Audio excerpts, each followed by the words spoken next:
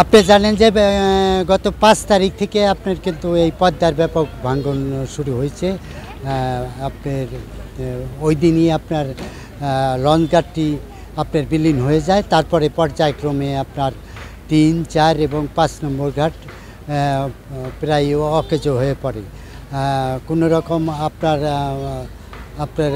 মেরামত করে এই ঘাটগুলো সচল রাখা হয়েছিল। আমি এখন ৫ নম্বর ঘাটে আছি। এটা কিন্তু আপনার এই কয়দিন বন্ধ ছিল, এই মাত্র আপনার চালু হলো।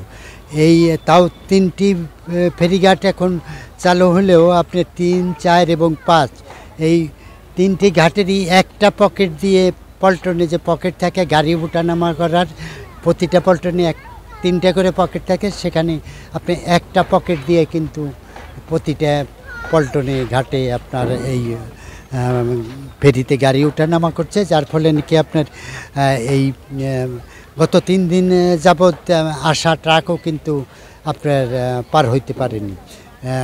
এই জন্যে অনেক দুর্ভোগ পোহাচ্ছে এই যারা এই দুই পারের এই আপনার পণ্যবাহী ট্রাক এবং বাসযাত্রীরা। আপনার লঞ্চ এখন ঢেউ বেশি, নদীতে স্রোত বেশি, যার ফলে লঞ্চে কিন্তু মানুষ বেশি যেতে আগ্রহী না। এই আপনার এই বিআরডব্লিউটিসি বলছে যে যদি তীব্র স্রোত কমে তাহলে তারা অন্য অন্য পকেট চালু করতে পারলে এই অনায়াসেই এই ঘাটে আসা যানবাহনগুলো তারা পারাবার করতে পারে।